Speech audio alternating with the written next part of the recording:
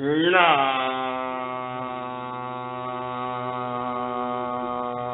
मा आरी हंता ना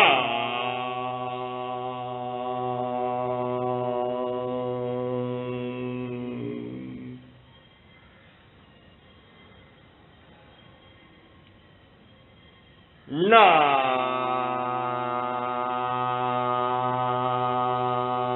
मा से धारणा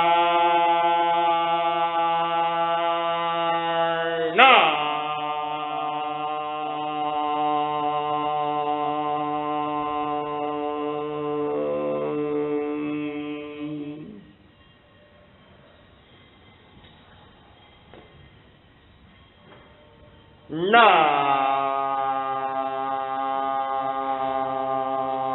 मा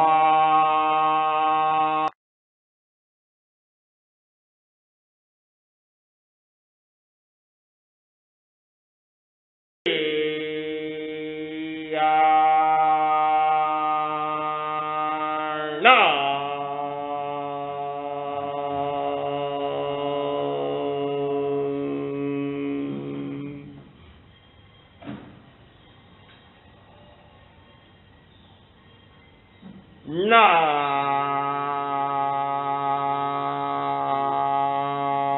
मा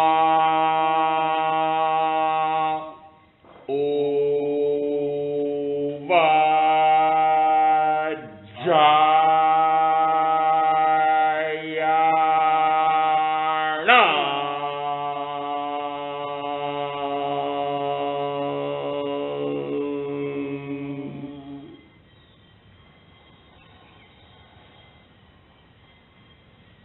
ना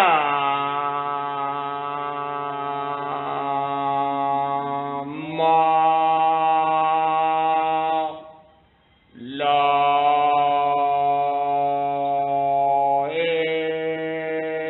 सवस्ता होना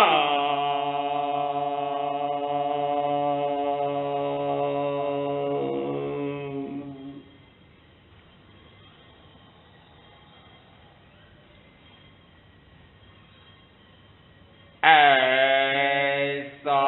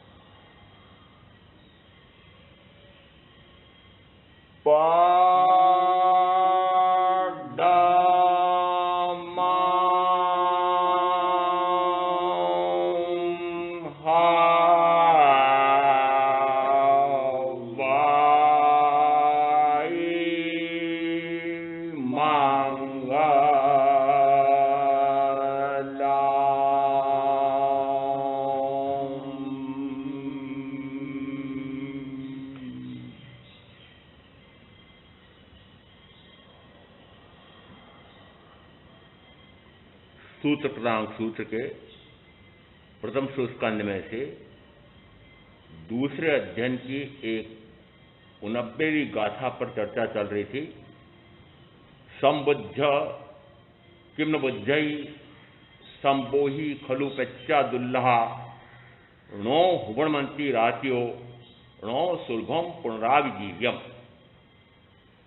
संबोधि को प्राप्त हो जाओ, संबोधि को प्राप्त हो जाओ, संबोधि को प्राप्त क्यों नहीं होते हो? संबोधि अन्यत्र, अन्य गति में, अन्य योनि में संभव नहीं है। नो हुणमंती रात्यो, जो जो रातें व्यतीत हो जाती है वे पुनः पुनः लौट करके नहीं आती हैं, और जो जीवन मुझे वर्तमान में मिला हुआ है वह पुनः पुनः मिलने वाला नहीं है। संबोधि किसे कहते हैं, इस पर चर्चा हुई थी।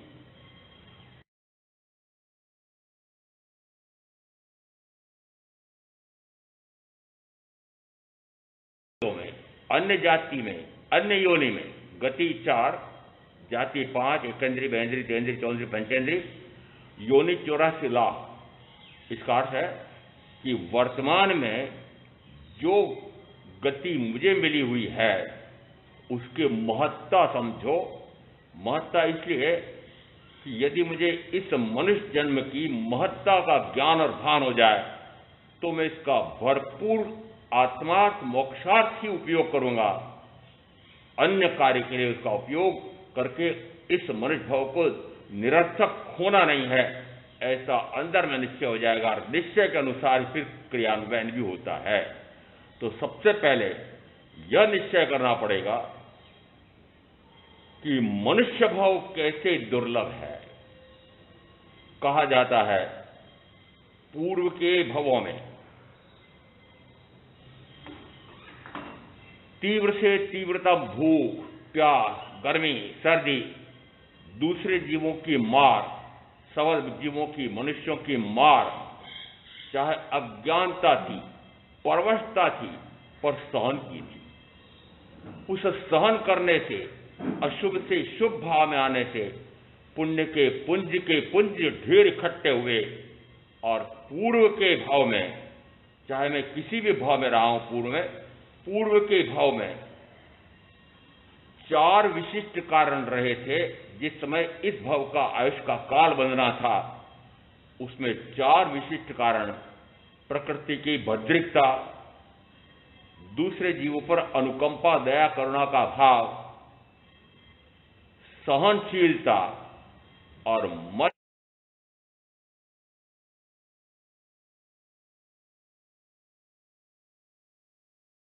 कारण चारों गतियों के आए हुए हैं।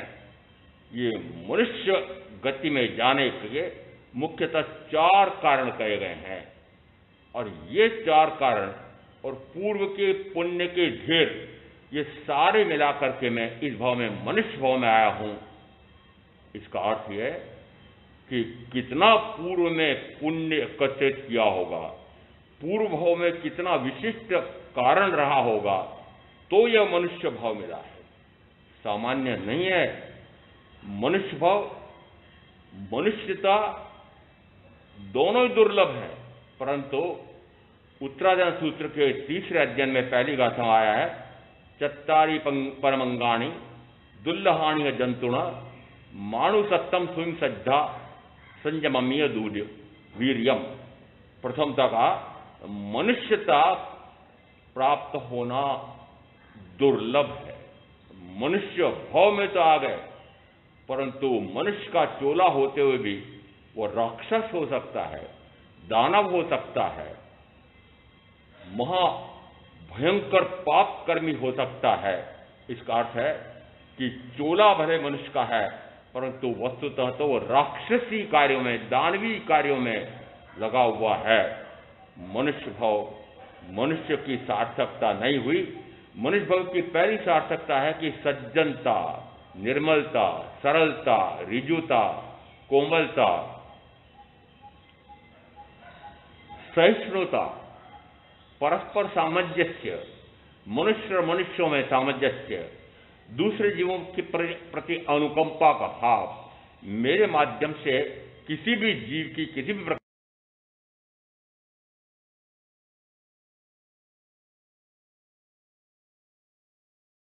के लक्षण हैं। मनुष्य तो हो गए हैं, परंतु मनुष्यता के लक्षण प्राप्त होना अत्यंत दुर्लभ है। यदि मांसाहारी कुल में जन्म लिया होता, यदि कसाई के घर में जन्म लिया होता, तो सोचो क्या स्थिति होती।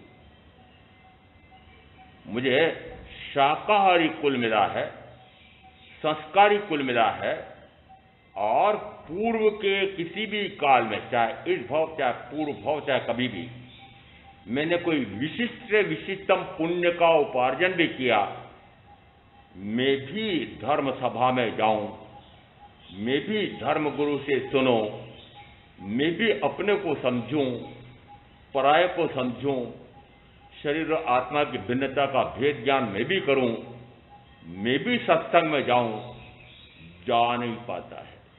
जा नहीं पाता मैं। आर्थिक संकट हो सकता है, आजीविका की समस्या हो सकती है, शरीर में रोग हो सकते हैं, परिवार में बाधाएं हो सकती है, कई कारण ऐसे होते हैं कि जिससे वह जाना तो चाहता है परंतु जा नहीं पाता है। उसके कारण से एक विशिष्ट प्रकार का पुण्य का उपार्जन होता है और उसको सत्संग का लाभ मिलता है। सत्य यानी जो सत्य है उसी का संग। सत्य क्या है कि आत्मा सचेतन्य में सर्वाभास रहित जेथी केवल पामे मोक्ष पंथे रीत। आत्मा सत्य चैतन्यमय, आत्मा जो चैतन्य स्वरूपी है, चेतना जिसका गुण है, ज्ञान चेतना दर्शन चेतना जिसका गुण है, वह ऐसा चैतन्यमय आत्मा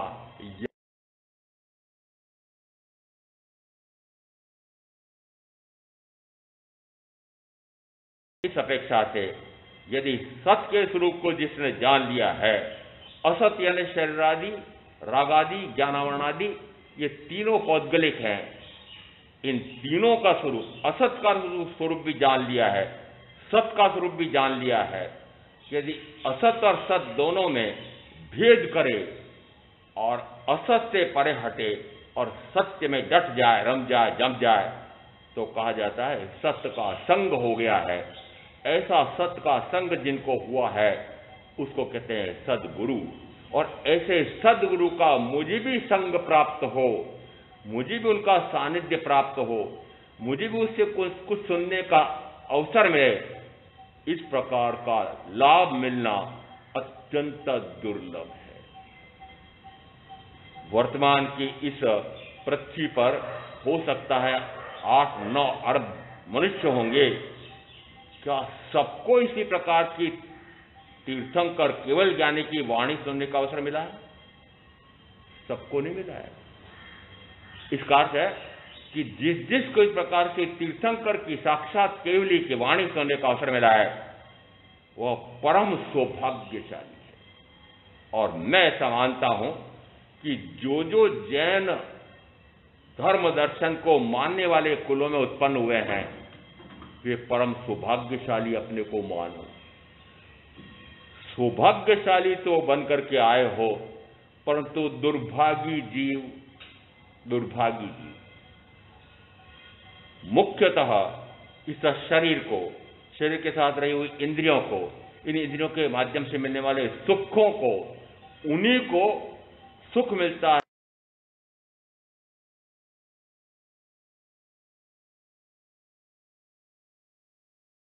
लग जाता है। और यह इतना अमूल्य रत्न चिंतामणि जैसा मनुष्य भाव वह निरर्थक खो जाता है। लेखा करना कि वर्तमान में जिसने जितना आयुष का काल पूरा किया है, क्या वह आयुष का काल सार्थक हुआ है? वह आयुष का काल सार्थक हुआ है। जो जाती है बीत निशा, वह नहीं लौट कर है आती। करते जो धर्माराधन, उनकी वे रातें सफल जाती। जो जाती है बीत निशा, वह नहीं लौट कर है आती। करते जो जन अधर्म जग में, उनके वे रातें विफल जाती। रातें कहो, काल कहो, समय कहो, आयुष का काल कहो, कि जो समय व्यतीत हुआ है, वह समय किसमें व्यतीत हुआ है? तो जो समय व्यतीत हुआ, यदि धर्माराधन में, आत्माराधन में, आत्मसाधना में अपने ज्ञान दर्शन सुख वीर नाम के गुणों को प्रकट करने में लगा हो तो मान लेना वह समय सार्थक हुआ है। और यदि इसके अतिरिक्त कहीं वह समय गया है तो वो सारा समय मैंने अमूल्य रत्न चिंतामणि जैसा मनुष्य का भाव वह खो दिया। कहाँ लेखा करते हो कि मैं जो भी वर्तमान में कर रहा हूं, क्या कर रहा हूं, क्या करने के लिए मैं इस भाव में आया हूं और क्या करने बैठ गया हूं। कभी एकांत बैठ करके चिंतन तो करो। जो कार्य मैंने पूर्व के भवों में अनंत बार किया, अनंत बार में कल संदर्भ दिया था कि चारों गतियों में जाने के कारण मुख्यतः दो भाव करेंगे, एक अशुभ भाव और दूसरा शुभ भाव।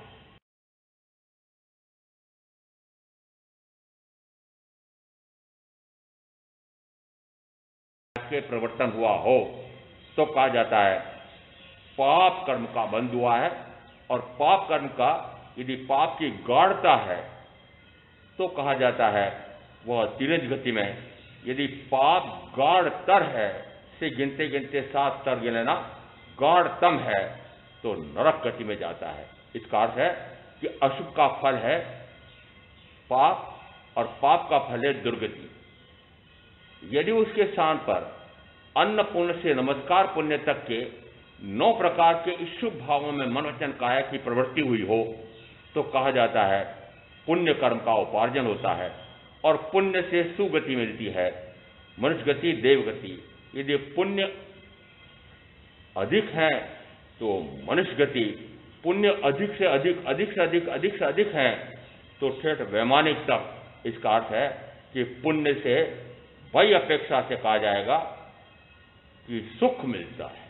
कौन सा सुख मिलता है कि जो सुख और दुख की परिभाषा आपने अभी तक समझ रखी है वह शरीर अपेक्षा से, इंद्रिय अपेक्षा से जो सुहावना लगता है, वह प्रिय लगता है, अच्छा लगता है, वह सुख है। और जो इन 5 इंद्रियों के भोगों में बाधा पड़ती है मानो कि वह दुख लगता है। जिस समय सुख लगे उस समय सुख का मजा लेता है, सुख पहुंचाने वाले के प्रति राग का भाव आता है, पुनः पाप कर्म का बंध करता है। जिस समय दुख आता है, दुखी होता है, दुखी करने वाला निमित्त सामने आ जाए तो उसके प्रति द्वेष का भाव करता है, क्रोध का भाव करता है, हिंसा का भाव करता है और पुनः आता 8 प्रकार के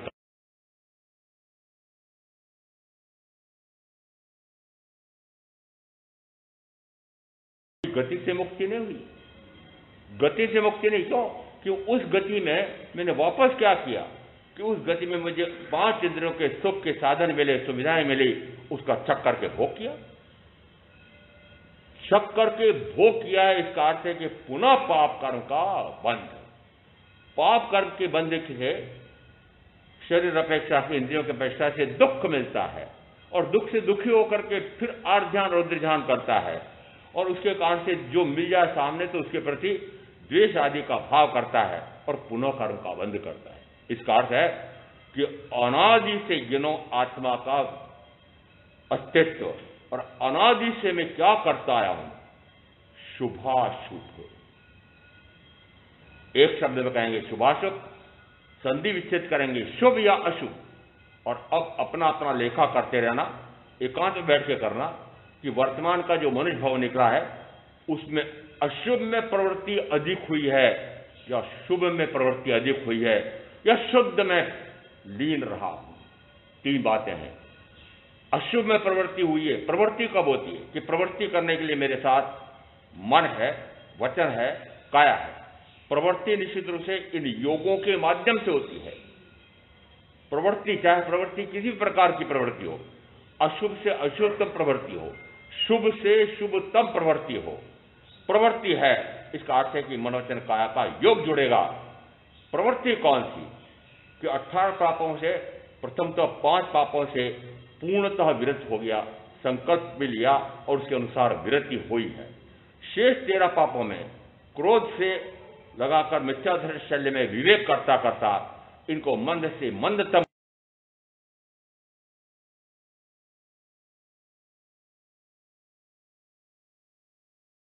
मंदता है वो सुगति। अब मत समझ लेना कि मैंने इतने पाप बंद कर दिए हैं तो संवर हो गया है। पाप की मंदता पुण्य का उपार्जन कराती है। पाप की मंदता, पाप की गाढ़ता दुर्गति में, पाप की मंदता सुगति में। इसका अर्थ है कि पापों को मंद कर दिया है नहीं, बंद करने से बंद वस्तुतः जो पापों की मंदता की है वह भी बंद है। तो फिर क्या करें कि पाप में प्रवृत्ति हो ही नहीं। चलो मैंने सोचा कि मैं पाप में प्रवृत्ति नहीं करूंगा, सर्ववृत्ति स्वयं ले लूंगा और ऐसा कर रहा हूं, तो फिर पुण्य में आ गए। पुण्य में कैसे आ गए कि 5 महाव्रतों का निरतिचार पालन करता हूं, 5 समितियों का सावधानीपूर्वक पालन करता हूं, मन वचन काया को अशुभ में अप्रशस्त भावों में नहीं जाने देता हूं, शुभ में भी शुभतम हो गया और शुभतम भी प्रवृत्ति हो रही है। तो ये शुभतम की प्रवृत्ति किससे हो रही है? जिस समय मैं गमनागमन करूं, जिस समय मैं बोलूं, जिस समय मैं आहार ग्रहण करूं, जिस समय मैं वस्त्र पात्र आदि उठाऊं रखूं, जिस समय मैं शरीर के उच्छिष्ट को परिस्थापित करूं, उस समय मैं इतना विवेक रखूं कि किसी जीव की हिंसा आराधना न हो जाए, असत्य दोष न लग जाए, चोरी का दोष न लग जाए, मैथुन का लेस मात्र भी भाव न आ जाए, परिग्रह में वासना न हो जाए, परिग्रह अधिक हो सुख लगता है, सुविधा मिलती है, परिग्रह अधिक हो जाए ऐसा भाव ना हो। यदि इतनी सावधानी से 5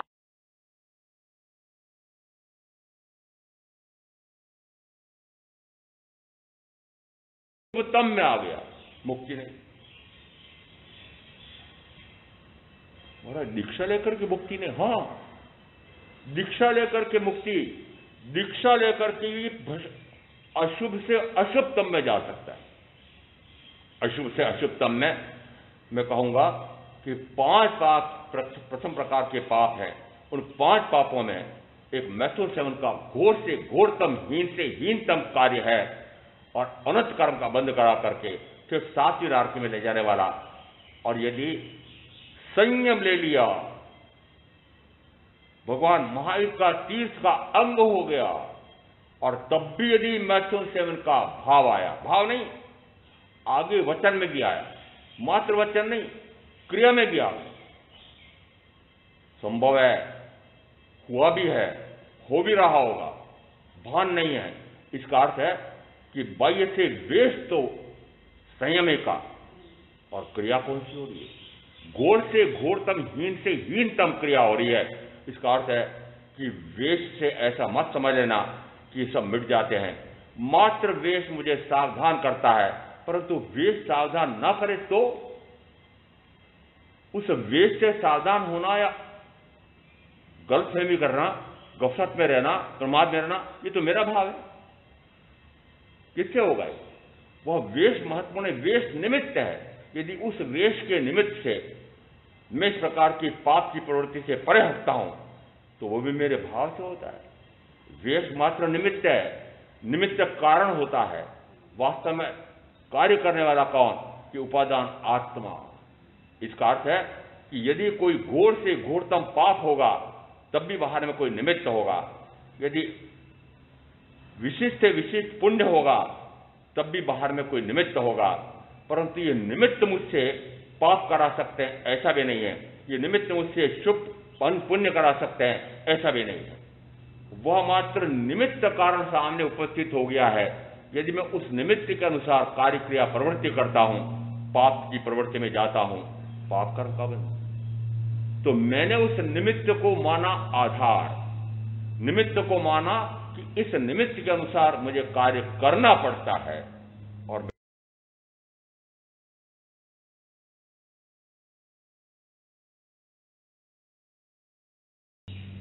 आचारांक सूत्र में एक ठूंठ की परिभाषा दी है।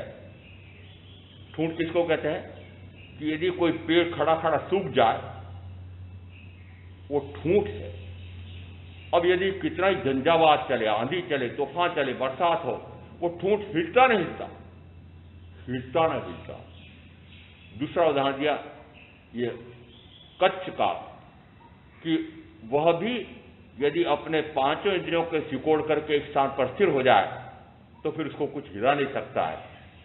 ऐसा कछुआ, इसका अर्थ है कि ठूंठ बन करके और वहीं खड़ा रहता है, लेश मात्र भी विचलित नहीं होता है, हटता नहीं है।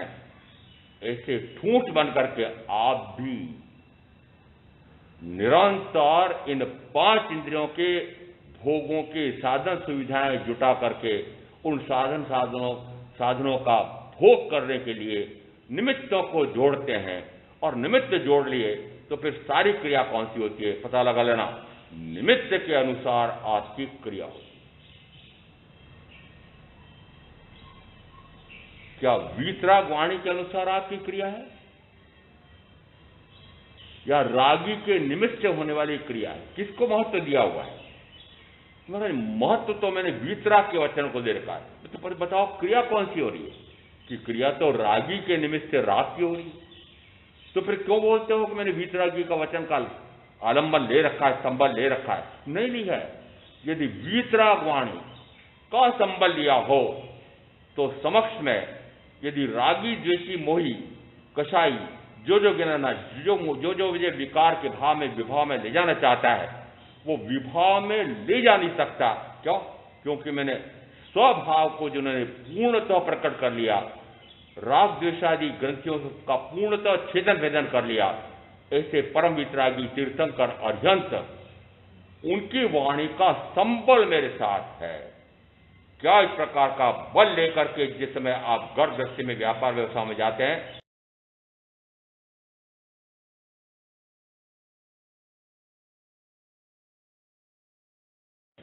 और दूसरी तरफ रागी की वाणी आपको राग में ले जाना चाहती है, बताओ आप जीतते हो कि हारते हो? और मैं समग्र रूप से भी कह सकता हूं कि हारते हो। हारते हो ना, रागी के वचन से पिघल करके राग कर लेते हो। उस समय वीतराग की वाणी निष्फल चली जाती है। तो वाणी सुनने का अर्थ क्या निकला? यहां कहा कि चार प्रकार की बातें दुर्लभ से दुर्लभतम है। उनमें कहा कि मनुष्यता मिलना दुर्लभ है। उसके बाद दूसरा कहा कि ऐसे तीर्थंकर परमात्मा की वाणी का श्रवण मिलना दुर्लभ है।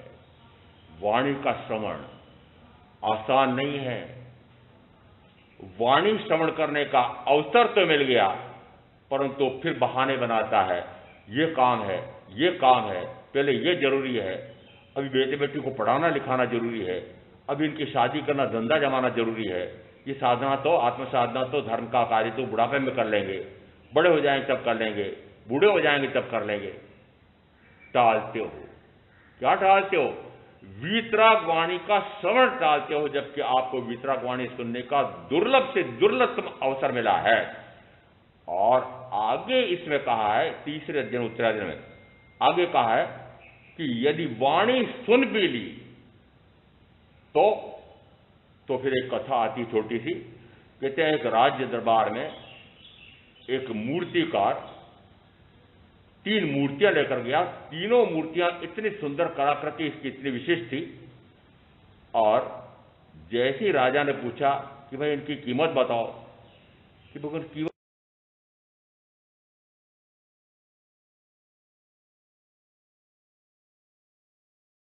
तीनों बाहर से तीनों एक जैसी दिखाई दे रही है। महामात्य को कहा भाई इन मूर्तियों की परीक्षा करो। उसने एक धागा लिया और वह धागा एक कान में डाला, दूसरे कान में निकल गया। इन्हें कहा इस मूर्ति की कीमत कोड़ी की भी नहीं। फिर एक दूसरी मूर्ति, वो धागा लिया और फिर मुंह में डाला, नाक में निकल गया, नाक में डाला, मुंह में निकल गया। देखा थोड़ी बहुत कीमत इसकी है। तीसरी मूर्ति, उसके धागा डाला और अंदर उतर गया। कहां उतर गया? पेट में उतर गया। ये एक कान से दूसरे कान में निकल जाना, मैं आपको इस पहली श्रेणी में मानता हूं। आप चाहे कुछ भी मानो, परंतु मैं आपको पहली श्रेणी में मानता हूं। एक कान से सुना और दूसरे कान से निकाल दिया, सुना अनसुना किया, सुना अनसुना किया। वीतराग की वाणी को सुनी तो है पर अनसुनी कर दी। ये अनसुनी कैसे होती है? यदि बहुत निकट ही कोई परिजन बात कर रहे हैं और बात करते करते आपका ध्यान कोई अन्यत्र चला गया, वाणी सुनी तो है पर उसका अर्थ हृदयंगम नहीं हुआ, मात्र आवाज सुनी। इसका अर्थ है कि उस वाणी को सुनी तो थी परंतु ध्यान कहीं अन्यत्र था, इसलिए वाणी के साथ जो रहा हुआ भाव है वो ग्रहण नहीं कर सका। थोड़ी देर क्या क्या कहा आपने? इसका अर्थ क्या हुआ कि वाणी तो सुनी थी,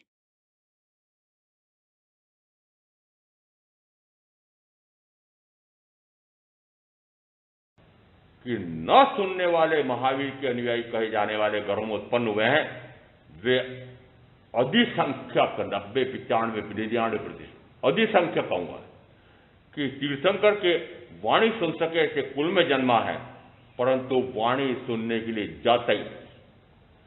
ऐसे भी अवसर आए हैं कि यदि मैं सानक बैठ के प्रवचन दूं, बीच में मात्र एक 15 फीट की सड़क है और सामने का सामने एक जैन धर्म को मानने वाला परिवार है, मेरी आवाज इतनी बुलंद है कि ठेठ उसके कमरे में चली जाए, परंतु वह भी नहीं सुनता है। क्यों नहीं सुनता है? कि बाहर का वातावरण गर्म है, इसलिए वातावरण अंदर गर्म ना हो इसलिए उसने एसी लगा रखी है। एसी लगा रखी है ना, हवा भी अंदर नहीं आना चाहिए, हवा भी अंदर नहीं आना चाहिए।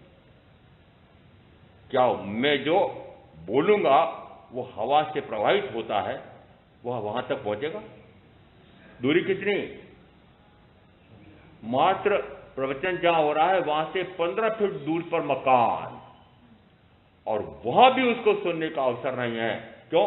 क्योंकि शरीर सुख का ज्ञान और भान है, इसलिए वाणी सुन सकता है। मैंने एक ऐसी कॉलोनी कि जिसमें जितने भी ग्रस्त हैं, हरिहरनगर, जितने भी ग्रस्त हैं, यदि स्थानक में प्रवचन हो रहा है तो जितने ग्रस्त हैं वो सारे के सारे उस वाणी को सुन सकते हैं।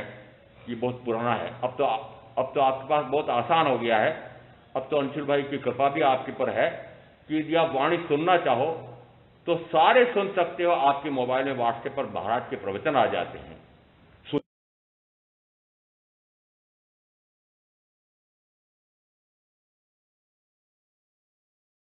समूह में इतने लोगों को जोड़ रखा है, जरा ये तो पता लगाओ कि कौन ऐसा है कि जो प्रतिदिन वाणी सुनता है, कौन ऐसा है जो कई बार सुनता है, कौन ऐसा है जो सुनता तो है परंतु कभी कभार सुनता है, और कितने ऐसे हैं कि जो सुनते ही। लिख करके भेजा, उत्तर ही नहीं आया, उत्तर ही नहीं आया। इसका अर्थ है कि जो लिख करके भेजा उसको भी उन लोगों ने नहीं पढ़ा है, तो उस वाणी को सुनने का अवसर उनके पास कहां है? वो वाणी सुनता क्यों नहीं है कि उससे अधिक उसने रागी देशी मोही की वाणी को महत्व दे रखा है। महत्व किसको दिया हुआ? अभी मैं कह सकता हूं कि आपके पास दोनों प्रकार के निमित्त हैं। रागी की वाणी का निमित्त भी है और वीतरागी की वाणी का निमित्त भी है। यहां आए हैं, आपको भी कौन सा निमित्त मिला हुआ है? वीतरागी की वाणी का निमित्त मिला हुआ है। यहां से उठ करके जब जाएंगे तो फिर घर पर व्यापार व्यवसाय उद्योग धंधे में जहां जहां पर भी आप कार्य करेंगे वहां पर कौन सा निमित्त मिलेगा? तो एक शब्द में कहेंगे रागी। अब बताओ कि यदि रागी की वाणी को सुन करके आपने रागादि विकार का भाव किया तो वीतराग की वाणी सुनी, इसको कहते हैं अनसुना करना। इसको कहते हैं अनसुना करना। इसका अर्थ है कि सुनते हुए भी अनसुना करता है। दो कोड़ी की कीमत नहीं। दूसरा आता है कि जो सुनता तो है तो कान से सुना और मुंह से उगल दिया, कान से सुना और मुंह से उगल दिया।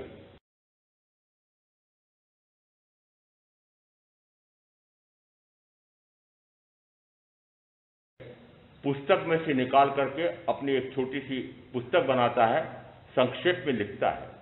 जिसे वो पढ़ाने जाता है उसमें वो संक्षेप लिखा हुआ सामने रहता है, और उसको पढ़ते पढ़ते समझाते समझाते वह जो उसने पढ़ा था पुस्तक में से वापस एक की पुस्तक में से निकल करके और दूसरा विद्यार्थी की पुस्तक में चला गया। अंदर गया, अंदर गया कि अंदर नहीं गया। इसका अर्थ है कि वह भी कोई काम का नहीं। यदि मुंह से सुन लिया, मैं मुंह से कान से सुन लिया और मुंह से बोल दिया, कोई काम का नहीं, कोई काम का नहीं। आत्मसिद्धि शास्त्र में यह भी कहा है कि यदि केवली प्रज्ञप्त वाणी सुनी है और वाणी सुनकर के यदि उसके मुहादि नहीं गले हैं तो वाणी सुनना निरर्थक है। मापदंड क्या होगा कि मुहादि में सारे विकार के बाद सम्मिलित हो जाते हैं। यदि वाणी तो सुनता है परंतु मुहादि तो उसके घट नहीं रहे हैं, मिट नहीं रहे हैं। तो घट रहे हो, आप बार बार कहेंगे महाराज घट तो रहा है, अरे मिट रहे हैं क्या? और मात्र एक नहीं, इस संख्या में 18 है। और वैसे देखा जाए तो कितने हैं कि अनंत प्रकार के भाव एक एक समय में होने वाले। तो कर्म के आने के द्वार कितने कि अनंत, कर्म के आने के द्वार कितने, कर्म अनंत प्रकार, कर्म कितने गए, कर्म अनंत प्रकार में सीमा मुख्य 8। तो यहां पर ये ज्ञानावरणादि तो मुख्यतः ज्ञानियों ने 8 में परिभाषित कर रखा है। वस्तुतः ये ज्ञानावरणादि 7 प्रकार के कर्म है, परंतु कर्म कितने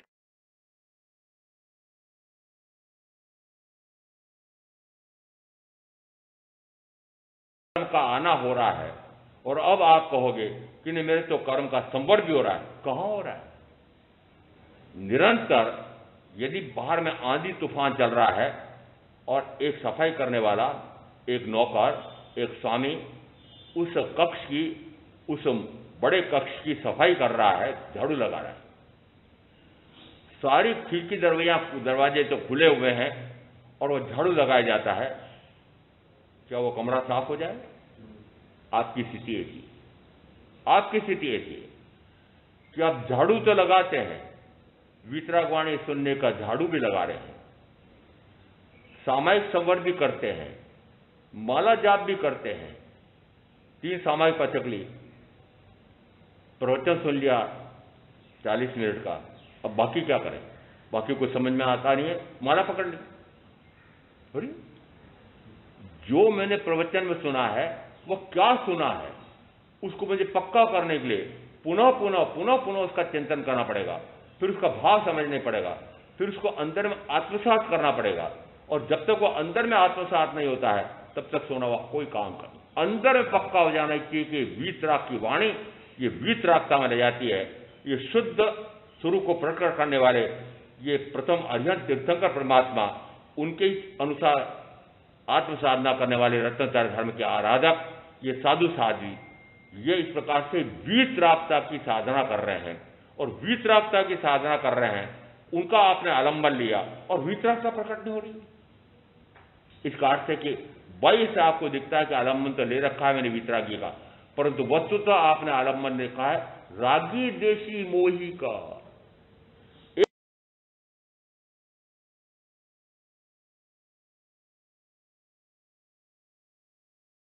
रति रति कहेंगे, हिंसादि कहेंगे, आदि लगा करके सारे विकार के भाव सम्मिलित हो जाते हैं। इसका अर्थ है कि निरंतर अभी आपकी 18 प्रकार की पाप की प्रवृत्तियां भी नहीं मिट रही है। आए थे पुण्य का उपार्जन करके मनुष्य भाव में, मनुष्य भाव पुण्य को उपार्जन से मिला है, और उसके बाद में अब यहां आकर के क्या किया कि पाप करने बैठ गए। पागल, सुगति में आया, और सुगति भी ऐसी गति की जिससे गति से मुक्त हुआ जा सके। मनुष्य भाव ऐसा है, गतियां तो देवगति भी है और मनुष्य गति भी है। इन शुभ गतियों में भी ये मनुष्य गति शुभतम क्यों कही?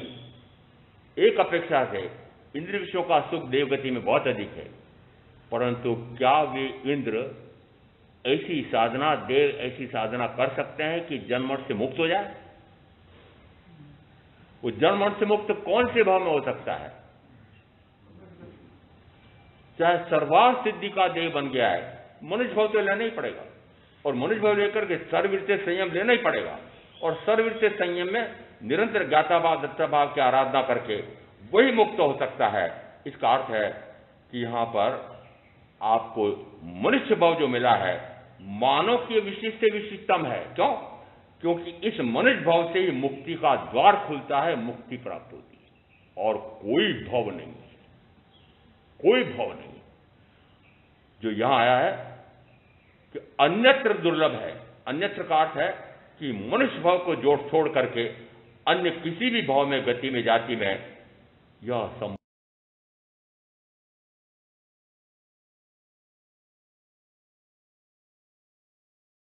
गया है। तो क्षयिक समक्ष लेकर के देवगति में गया है, तब भी क्या उस देवगति से मुक्त हो सकता है?